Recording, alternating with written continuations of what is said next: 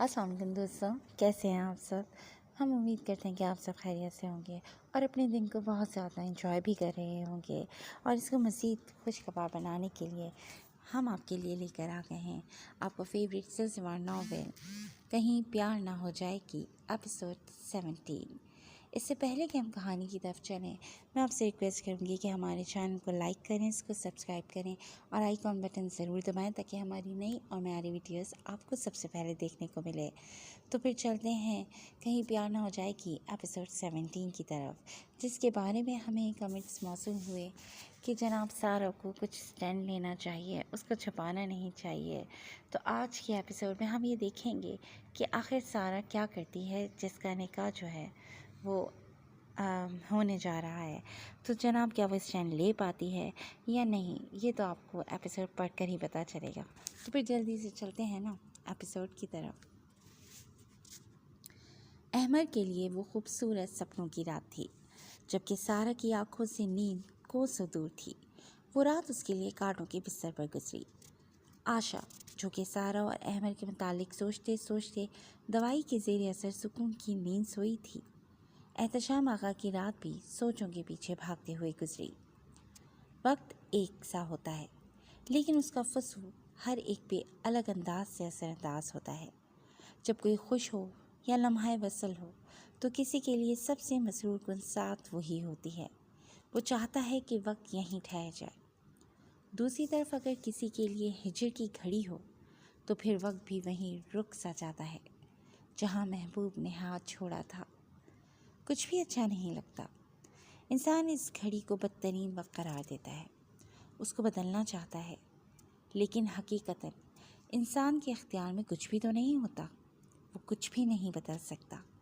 زندگی کو جس رفتار سے چلنا ہے یہ تو طے ہے، تقدیر میں جو نشیب و فراز ہیں وہ بھی درج ہیں، بس سب کو جھیلنے کا حوصلہ ہونا چاہیے، جو کہ انسان میں نہیں، اور وہ وقت سے پہلے ہی حوصلہ چھوڑ دیتا ہے، لیکن سننے والا سن لیتا ہے۔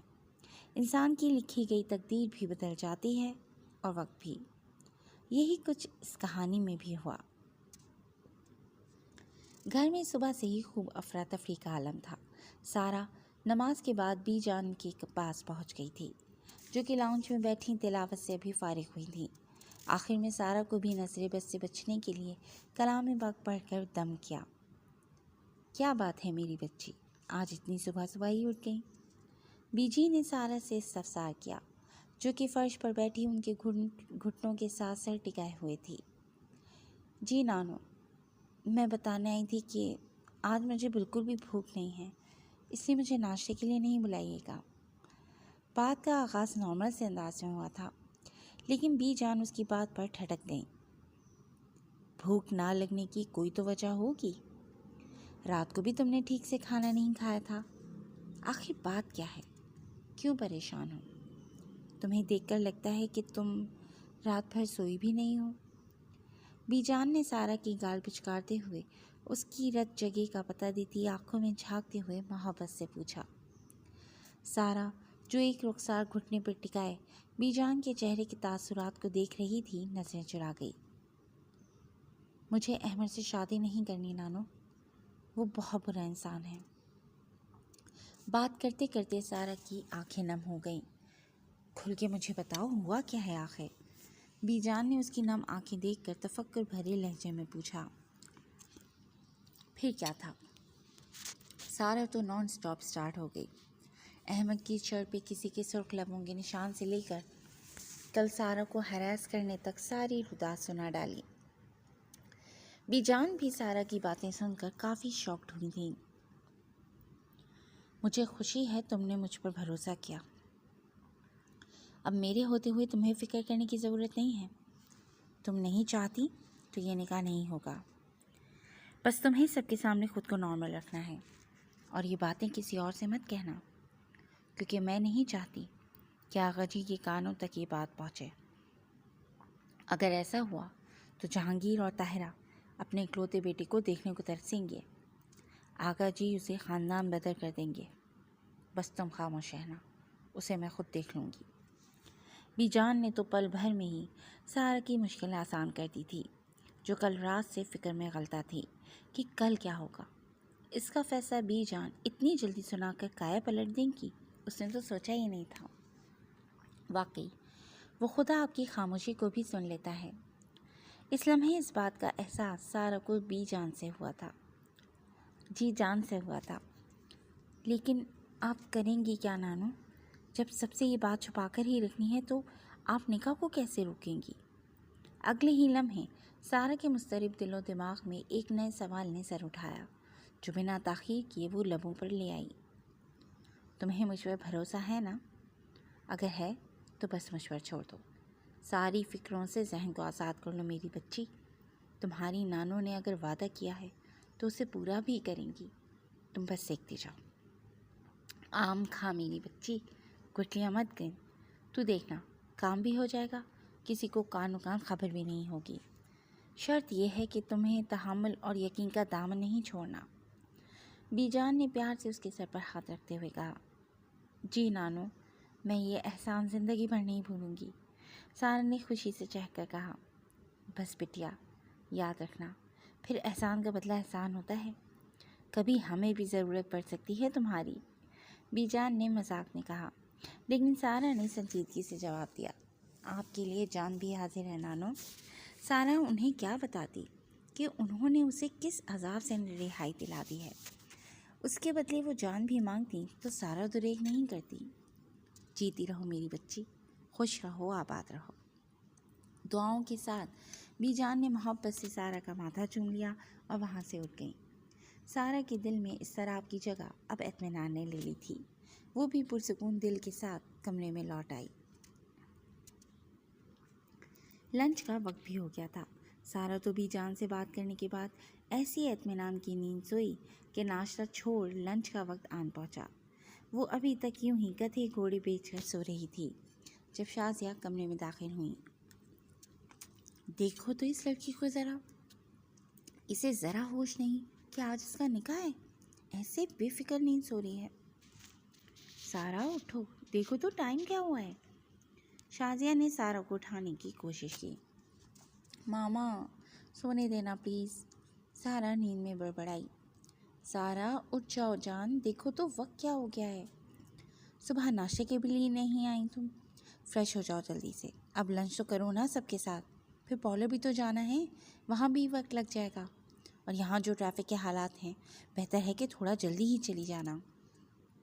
شازیہ اپنی لے میں بولتی چلی جا رہی تھیں۔ آخر پارلر کے نام پر سارا کی نیند بھی ٹوٹی اور اس کی پوری آنکھیں بھی کھل گئیں۔ پارلر کس لیے جانا ہے؟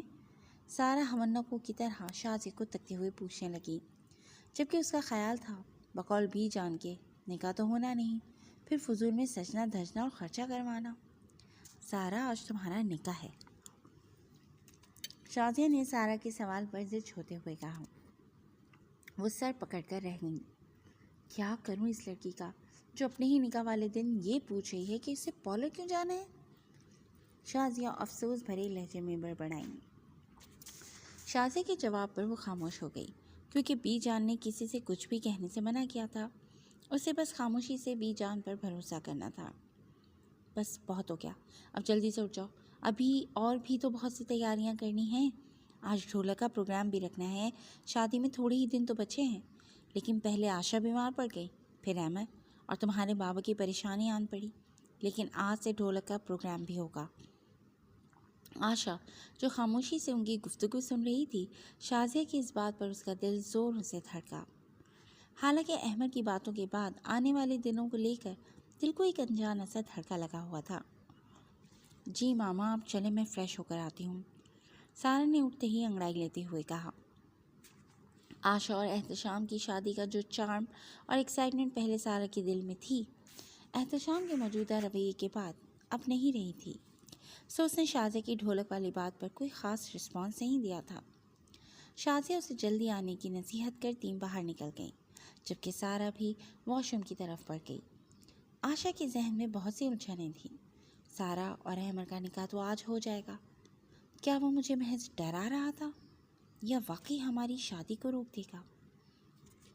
آشا کا ذہن آج کل انہی سوچوں کی اماج کا بنا ہوا تھا، لیکن اسے کیا خبر تھی کہ احمد فقط دھمکا نہیں رہا بلکہ بہت کچھ پلان کر کے بیٹھا ہے۔ آج مرد حضرات بھی آفس سے جلدی ہی لوٹ آئے تھے۔ لنچ کرتے ہوئے مرد حضرات نکاح کی تیاریوں اور خواتین آج ڈھولک کا پروگرام رکھنے سے متعلق باتیں کر رہے تھے۔ ٹھیک ہے، پھر شام کو نکاح رکھ لیتے ہیں تاکہ نکاح میں شرکت کرنے والے عزیز ڈھولک میں بھی شریک ہو سکیں گے، بی جان نے مشورہ دینے کے انداز میں کہتے ہوئے حتمی فیصلے کے لیے آغا جان کی طرف دیکھا، کیونکہ ان کی بیٹی اور بہویں آج ان سے ڈھولک کا پروگرام رکھنے کے لیے پوچھ چکی تھیں۔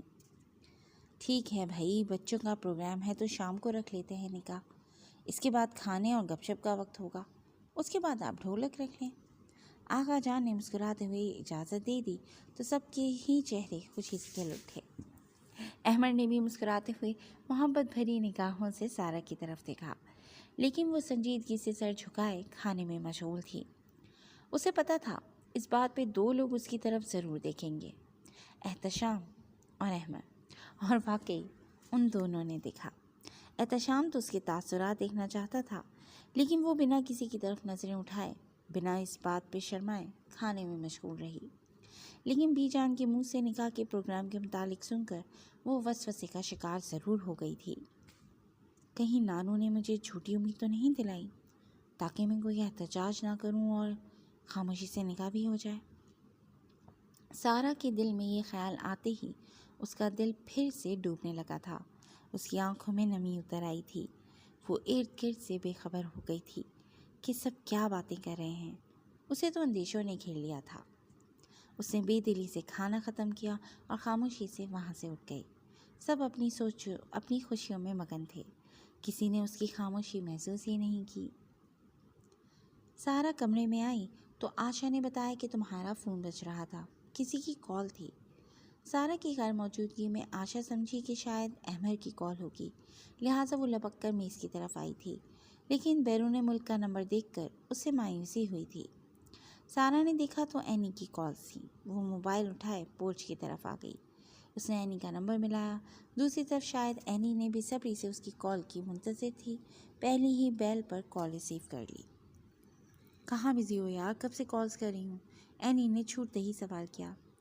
لنچ کر رہی تھی، تم بتاؤ خیریت ہے نا سب؟ سارہ نے فکر سے پوچھا۔ میری طرف تو خیریت ہے، لیکن تمہاری طرف جو خیریت نہیں، کیا بنا؟ تم نے سب کے سامنے کہہ دیا نا کہ تمہیں یہ نکاح نہیں کرنا؟ اینی نے جو مشورہ اسے دیا تھا وہ جاننا چاہتی تھی کہ سارہ نے اس پر عمل درآمد کیا ہے کہ نہیں۔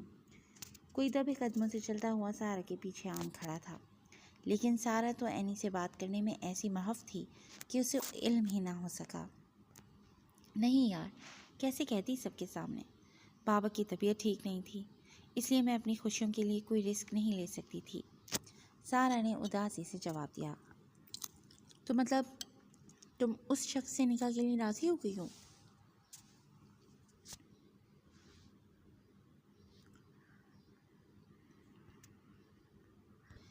سارہ نے اداسی سے جواب دیا۔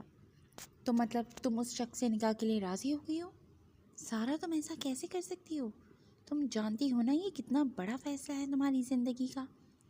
تم اپنے تمام تر اختیارات اور خوشیوں کی ڈور اس کے ہاتھ میں تھمانے والی ہو جسے لے کر تمہارے ذہن میں شکوک و شبہات ہیں، اور بقول تمہارے وہ ایک گھٹیا شخص ہے۔ پھر تم ایسا کیسے کر سکتی ہو اپنے ساتھ؟ اینی تو اس کی بات پر بھڑک ہی اٹھی تھی۔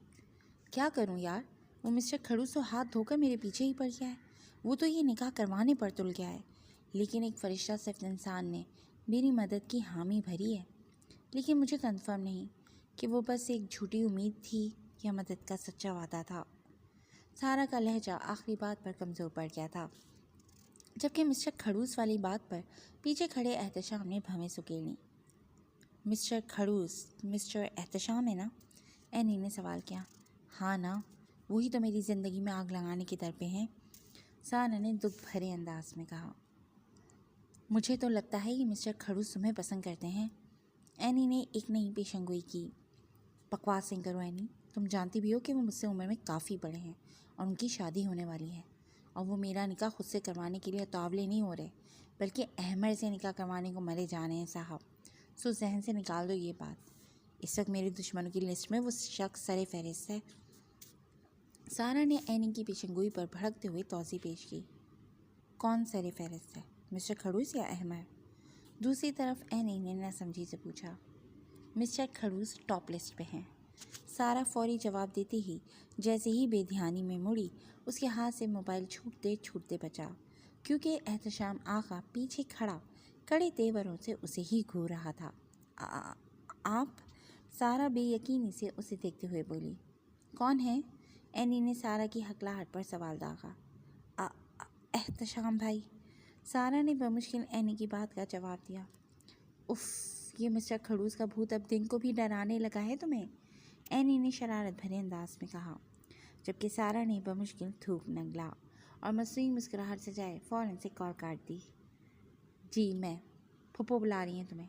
انہوں نے تمہیں آواز دی، پھر زیبا کو بھی بھیجا، لیکن تم تو خوشگپیوں میں اتنی محو تھی کہ کسی کے آنے جانے کی کوئی خبر ہی نہیں تھی تمہیں۔ احتشام نے معنی خیز لہجے میں کہا، گویا بتا رہا ہو کہ وہ بہت دیر سے اس کی گپیں سن رہا تھا۔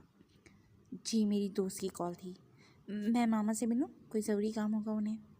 سارا نے حواس پہ قابو پاتے ہوئے کہا اور وہاں سے نکلنے کی۔ ماما سے مل کر جلدی آ جانا، گاڑی میں تمہارا ویٹ کر رہا ہوں۔ احتشام نے تیزی سے اس کی سائڈ سے گزرنے پہ کہا۔ جی؟ سارا نے پلٹ کر سوالیہ انداز میں کہا۔ جی دوستو، کیسی لگی آپ کو آج کی ایپیسوڈ؟ امید ہے پسند آئی ہوگی۔ بہت جلد ایک نئی ایپیسوڈ لے کر آپ کے سامنے حاضر ہوں گے۔ جڑے رہے گا کلاسک انٹرٹینمنٹ کے ساتھ، اور ہاں ہمیں اپنے کمنٹ سیکشن میں یہ ضرور بتائیے گا کہ آپ کو یہ کہانی کیسی لگ رہی ہے۔ ٹل دین ٹیک کیئر اینڈ اللہ حافظ۔